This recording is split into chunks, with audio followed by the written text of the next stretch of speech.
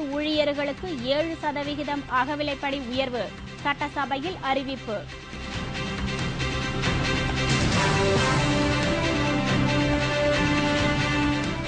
India கிளப்பும் தீவிரவாதி சையத் பிரச்சினை முக்கிய விவகாரம்தான், பாகிஸ்தான் ஒப்புதல்.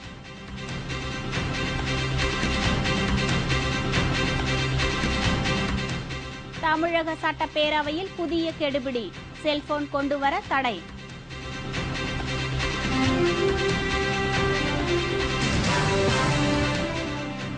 மின் கட்டண உயர்வை திரும்ப பெறாவிட்டால் சிறை நிரப்பும் போராட்டம், திமுக அறிவிப்பு.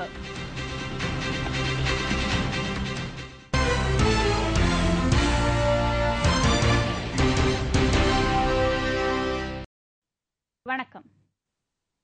விரிவான செய்திகள். தமிழக அரசு ஊழியர்களுக்காக அகவிலைப்படி 7% உயர்த்தப்பட்டுள்ளதாக சட்டப்பேரவையில் முதலமைச்சர் ஜெயலலிதா அறிவித்துள்ளார். 4 நாட்கள் விடுமுறைக்கு பின்னர் மீண்டும் கூடிய சட்டப்பேரவையில் கேள்வி நேரம் முடிந்ததும் விதி எண் 110 கீழ் அறிக்கை ஒன்றை முதலமைச்சர் ஜெயலலிதா வாசித்தார். அதில் தமிழக அரசு ஊழியர்களுக்கான அகவிலைப்படி 7% உயர்த்தப்பட்டுள்ளதாக தெரிவித்தார். உயர்த்தப்பட்ட அகவிலைப்படி நிலுவைத் தொகை ரொக்கமாக ஜனவரி 1ஆம் தேதியிலிருந்து கணக்கிடப்பட்டு வழங்கப்படும் என்றும் அவர் கூறினார். இதன் மூலம் ஆசிரியர்கள், அங்கன்வாடி ஊழியர்கள், சத்துணவு பணியாளர்கள் என அரசு ஊதிய பெறும் 18 லட்சம் பேர் பயன்பெறுவார் என்றும் முதலமைச்சர் தெரிவித்தார். அகவிலைப்படி உயர்த்தப்பட்டதால் நடப்பு ஆண்டில் அரசுக்கு 1383 கோடி கூடுதல் செலவு ஏற்படும் என்றும் பேரவையில் முதலமைச்சர் ஜெயலலிதா கூறியுள்ளார். மத்திய அரசு ஊழியர்களுக்கு கடந்த 1/1/2012 அன்று அகவிலைப்படி உயர்த்தப்பட்டது. அதைத் தொடர்ந்து ஊழியர்களுக்கான அகவிலைப்படியை உயர்த்தி தமிழக அரசு அறிவித்துள்ளது குறிப்பிடத்தக்கது.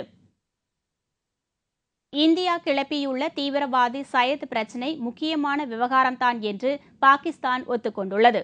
தீவிரவாதி சையத் பிரச்சினையை கிளப்பும் போதெல்லாம் அது குறித்து நடவடிக்கை எடுக்க முடியாது என்றும், சையத் மீது நடவடிக்கை எடுக்க இந்தியா போதிய ஆதாரத்தை தரவில்லை என்றும் பாகிஸ்தான் கூறி வந்தது. அந்நாட்டின் அதிபர் சர்தாரி நேற்று ஒருநாள் பயணமாக புதுடெல்லிக்கு வந்திருந்தபோது பிரதமர் மன்மோகன் சிங்கை சந்தித்து பேசினார். தீவிரவாதி சையத் பிரச்சினை குறித்து இந்தியாவுடன் விவாதிக்கப் போவதில்லை என்று பாகிஸ்தான் அதிபர் ஏற்கனவே கூறியிருந்த போதிலும் டெல்லியில் அவரிடம் இந்த பிரச்சினையை பிரதமர் மன்மோகன் சிங் குறிப்பிட்டு பேசினார். அது குறித்து பாகிஸ்தான் ஆய்வு செய்யும் என்று அதிபர் சர்தாரி குறிப்பிட்டிருந்தார். இந்நிலையில் நேற்று இஸ்லாமாபாத் திரும்பிய சர்தாரி தீவிரவாதி சையத் பிரச்சினை குறித்து உயர் அதிகாரிகளுடன் ஆலோசனை நடத்தியுள்ளார். இந்த ஆலோசனைக்கு பிறகு பாகிஸ்தான் தனது கருத்தை வெளியிட்டுள்ளது.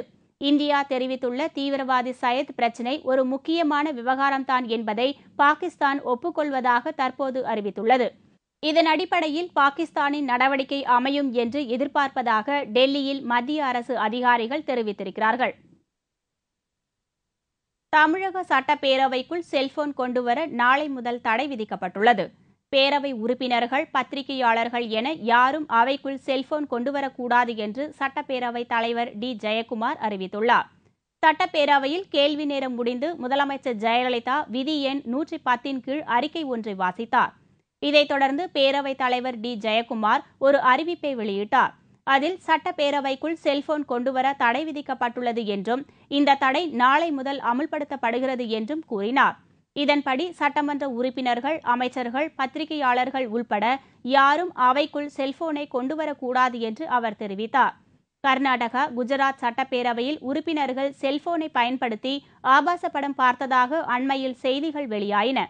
இதேபோன்று விரும்பத்தகாத சம்பவங்கள் பேரவைக்குள் நடைபெறாமல் இருக்கவே முன்னெச்சரிக்கை நடவடிக்கையாக இந்த தடை உத்தரவு பிறப்பிக்கப்பட்டுள்ளதாக தலைமை செயலக வட்டாரங்கள் தெரிவிக்கின்றன.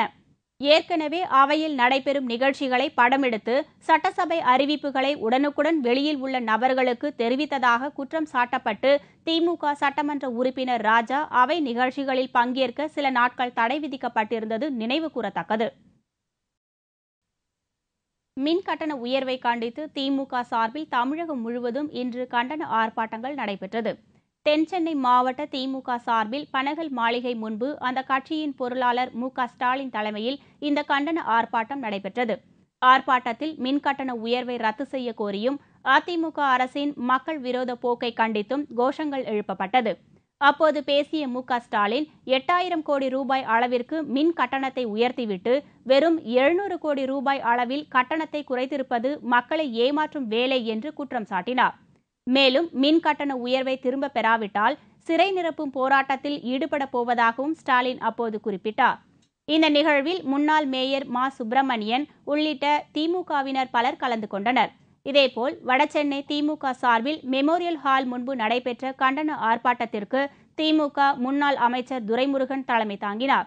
ஆர்ப்பாட்டத்தில் அதிமுக அரசின் ஆட்சிக் காலத்தில் தமிழகத்தில் சட்டம் ஒழுங்கு சீர்கெட்டு விட்டதாகவும் மின் கட்டண உயர்வு மற்றும் ஏற்றப்பட்ட அனைத்து கட்டணங்களையும் திரும்பப் பெற வேண்டும் என்றும் வலியுறுத்தப்பட்டது.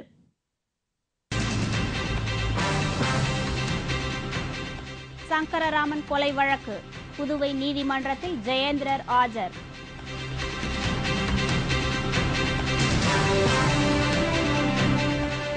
புற்றுநோய் சிகிச்சை முடிந்து நாடு திரும்பினார் யுவராஜ் சிங். உறவினர்களும் கிரிக்கெட் ரசிகர்களும் உற்சாக வரவேற்பு. மற்றும் பல செய்திகள் விளம்பர இடைவேளைக்கு பிறகு.